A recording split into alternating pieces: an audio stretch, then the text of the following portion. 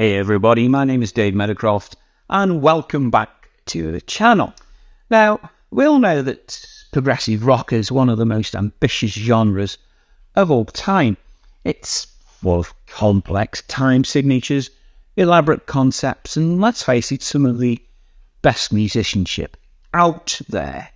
But, and this is a big but, sometimes even the legends of prog can miss the mark.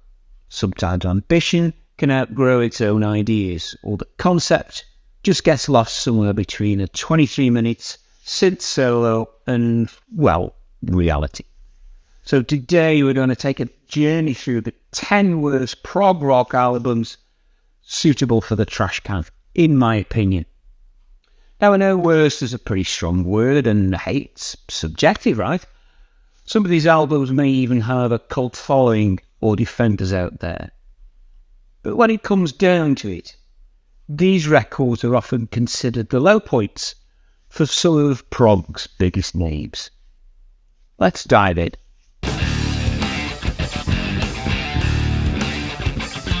So starting at number 10, it's Genesis's Albacab. Now don't get me wrong, Genesis is one of the greatest prog bands of all time. They're my band, my favourite band. You've got Foxtrot, selling England by the pound, Harmonised down on Broadway, etc., etc. Now these are monumental records, but by the time we hit Albacab, Genesis were deep in their transition from prog rock to pop rock. And man, it just didn't work here. The album is like, you know, when your favourite restaurant changes the menu to attract a different crowd, but there's that magic. Louder Sound described it. Albacab's, the band's 1981 album, remains a perplexing recording. To some it's a disappointing, clumsy experiment with synth pop, and those preferring expansive, progressive ramblings will certainly find fault with such songs as Whodunit and No Reply at All. Yeah, it's kind of like that. It's not that bad, but if you were expecting epic 10-minute tracks with mellotron solos, this feels like a slap in the face. Even the title sounds like it's a password you make up when your computer demands a capital letter and a number. Cab. Let's go with that, yeah. It's about as inspired as the album itself. The worst track on the album, well, that's an easy choice for me. Many fans and critics often point to Whodunit, myself included, as the least favourite track. It's frequently criticised for its repetitive lyrics and overall style, with some listeners finding it grating. It's a shocker and totally gets my vote. Now, if Genesis can have an entry on this list, then hey, it's open season for all the other top groups, and at number 9 I have an entry by Yes. Now, this is a strange one. Imagine getting two versions of Yes, the 80s Trevor Rabin Yes, and the classic Steve Howe Yes, and then forcing them into a single album. What could possibly go wrong, right? Well, actually, as it turns out, quite a lot. They call this album Union, but it's anything but unified. Behind the scenes, this album was a mess. Most of the tracks weren't even recorded by the band members together. They had some session musicians filling in left and right, and it really shows. It's like a prog rock version of Frankenstein. You know how in Frankenstein the monster's stitched together but kind of looks human if you squint? Well, if you squint really hard, this might just look like a Yes album, but don't squint for too long. It's definitely not worth that headache. Rick Wakeman nicknamed this album Onion, and honestly, it brings tears to my eyes. Mostly modern media describe the album as, and it is sadly, a dishonest album at its core. It's less of a union and more of a shotgun marriage between two distinct camps that were struggling. The track, Saving My Heart, is often regarded as one of the weakest on a Yes album, and critics and fans alike have criticised it for sounding disjointed and pieced together, reflecting the troubled production process of this album. The song was initially intended as a collaboration between Trevor Rabin and Roger Hodgson of Supertramp, but it ended up feeling out of place and not cohesive with the rest of this album. Coming in at number 8 is Love Beach by Emerson, Lake and Palmer. Now, ELP is one of the titans of prog, epic tracks like Talkers, Carnival 9.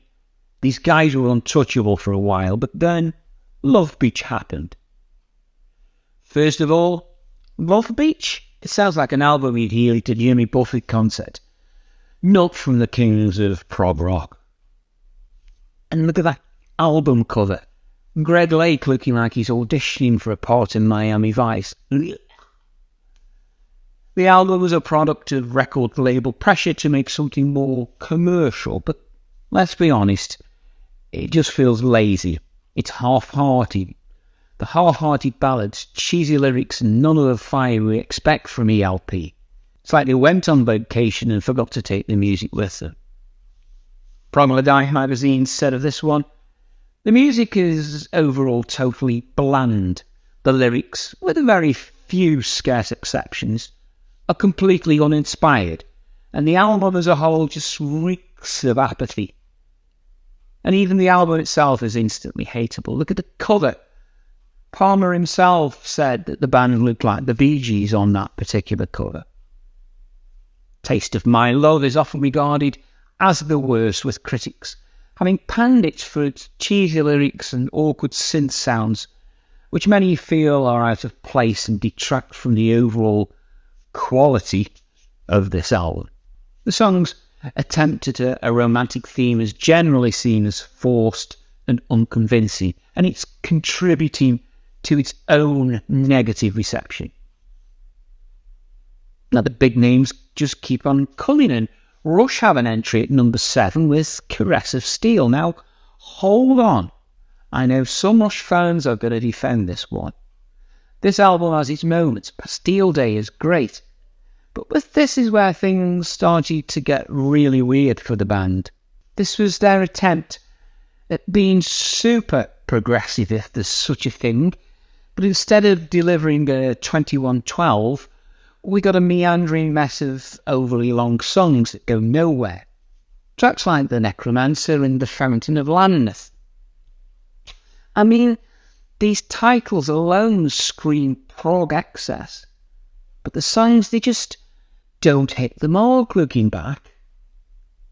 It's like they tried to make Lord of the Rings. The only problem was they didn't read the book first. I think I'm going bald is often regarded as the worst track on this album. It's been criticised for its seemingly trivial subject matter and lack of depth typically associated with Rush's lyrics. The song's attempt at humour and its straightforward rock style didn't resonate with many listeners, especially when compared to the more complex and ambitious tracks on the album. PROG Albums said, a commercial flop for Rush.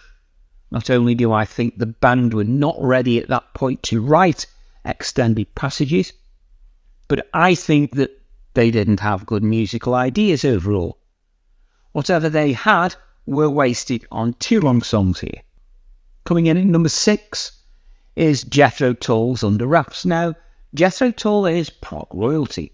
They got thick as a brick, Aqualung, you name it. But this album is an anomaly.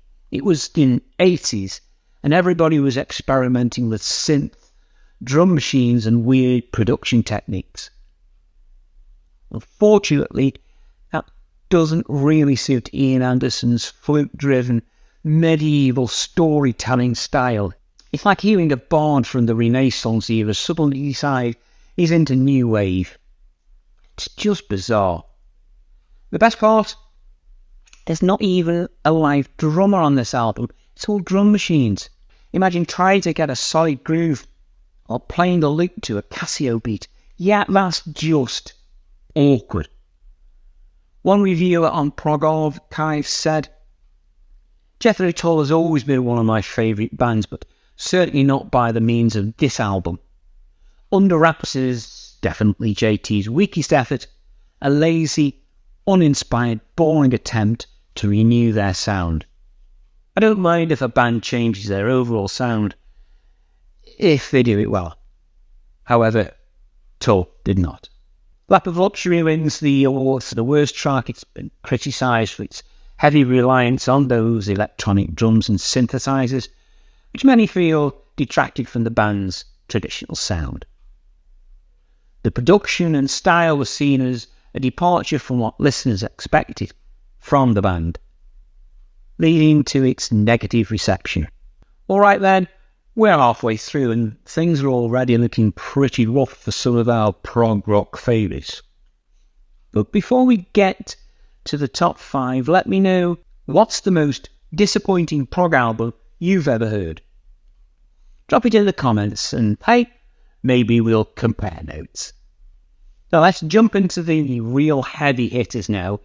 And at number 5 we've got Islands by King Crimson. Now let me be clear. King Crimson is one of the most innovative, influential prog rock bands ever. These guys pretty much invented the genre with In the Court of the Crimson King, but by the time they got to Islands, something just wasn't clicking. It's like the album that got lost at sea.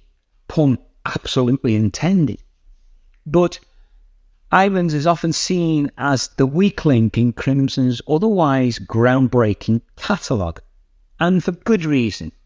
There are some beautiful moments, but there's a serious lack of cohesion. Robert Fripp and his ever-changing lineup were going through some major transitions again at this particular time, and it really shows. The album feels like a bunch of musical ideas that never quite gel together, almost as if each track was recorded on a different boat.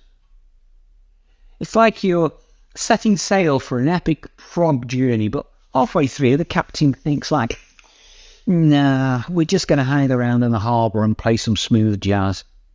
And that's the thing. Parts of Islands feel more like a late-night lounge act than the adventurous, mind-bending King Crimson we all know and love.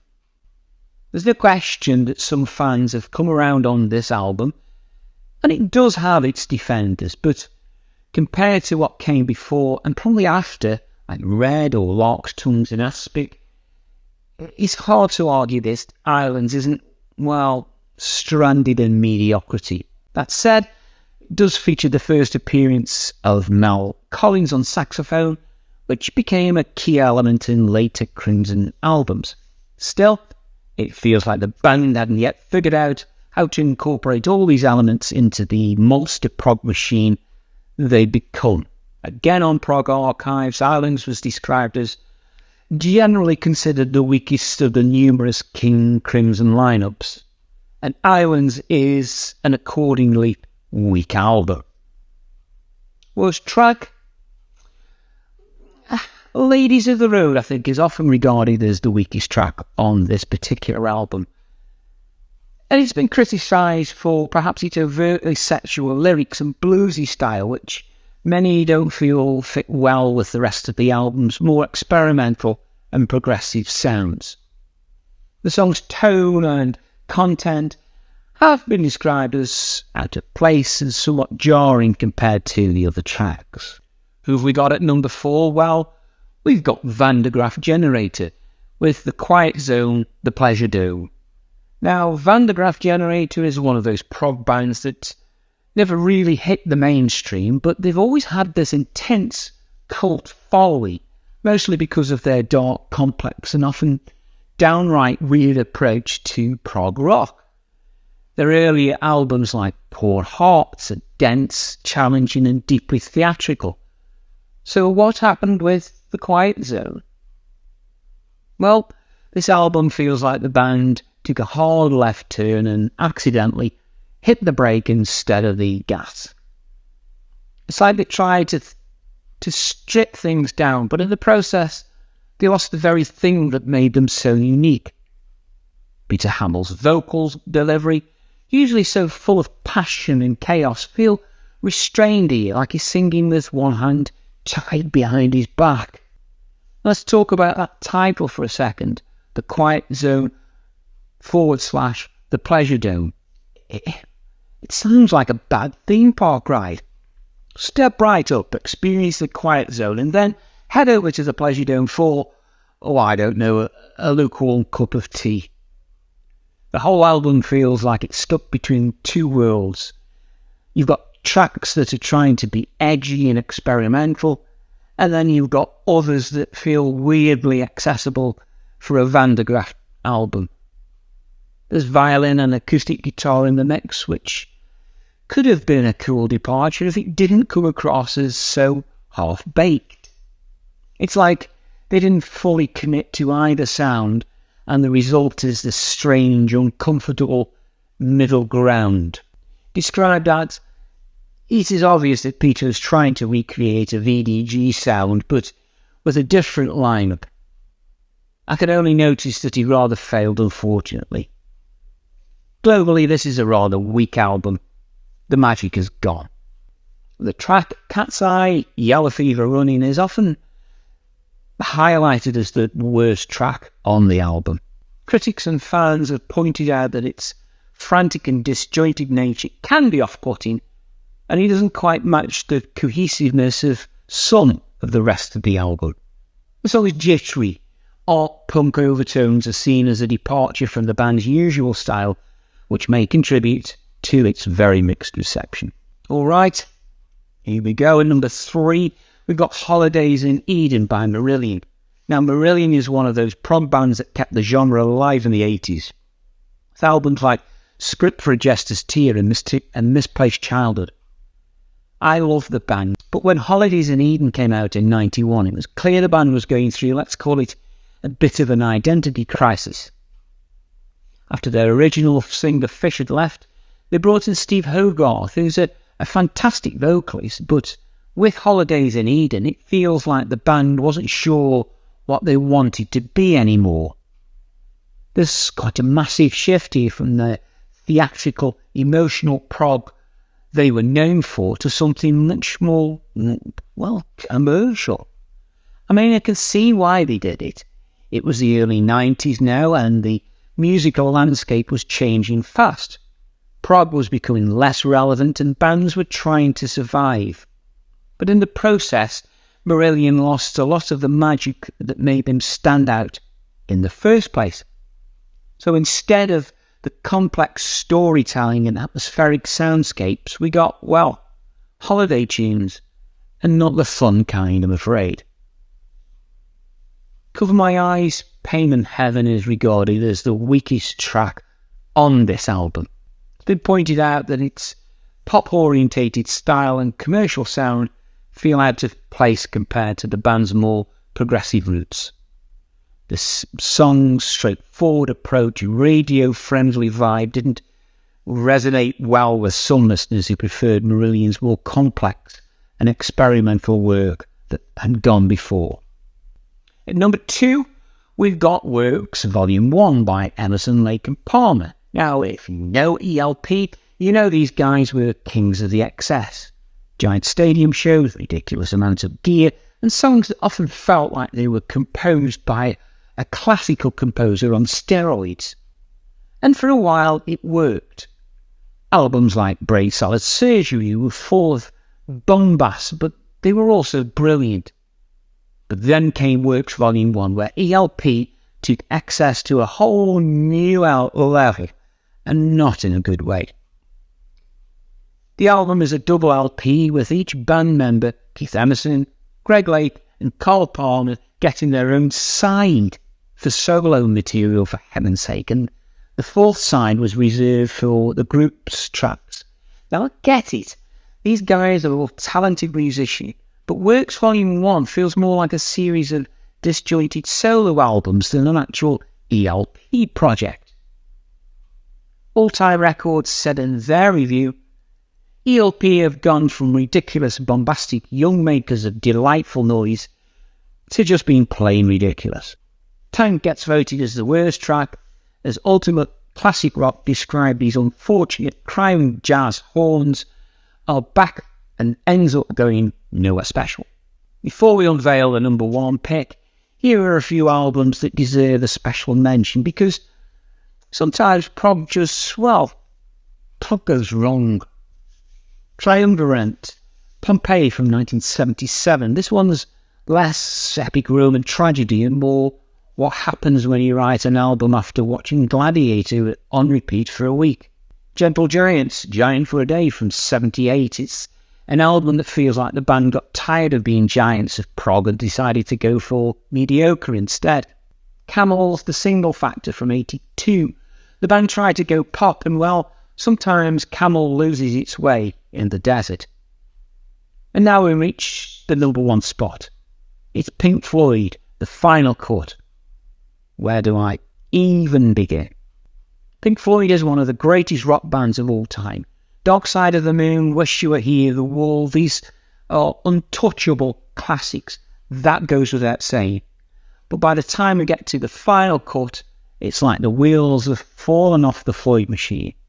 This album is essentially a Roger Waters solo project, and it's filled with political rants, very little of David Gilmour's signature guitar work, and not a lot of cohesion. Now imagine showing up to a Pink Floyd concert and Roger Waters hands you a pamphlet about politics. That's pretty much what the final cut is. Sure, it's meaningful, but man, where's the music? Criticism centred around the fact that, is it bad? Well, no, it wasn't. But is it bad for Pink Floyd standards? But yes, it is. The thing is really boring, the lyrics are weak, and this is a sad indictment of the band's final effort, with The Hero's Return cited as possibly the worst of the tracks. So there you have it, the top 10 worst prog rock albums ready for the bin. Now before you go throwing your limited edition vinyl at the screen, remember, we all have our off days. Even the greatest prog legends can occasionally deliver, well, let's call it a challenging listening experience. Now I know I probably missed a few of your least favourites, so I want to hear from you. What's the worst prog rock album that you actually own? Go ahead, admit it in the comments. This is a safe space. And don't forget, if you enjoyed this video, make sure to hit the subscribe and tap the bell. Because next time, who knows, maybe we'll dive into the top 10 best prog rock comebacks, where these same bands made their glorious return to form. It's all part of the journey, right? Thanks for watching this one, and I'll catch up with you next time. Bye for now.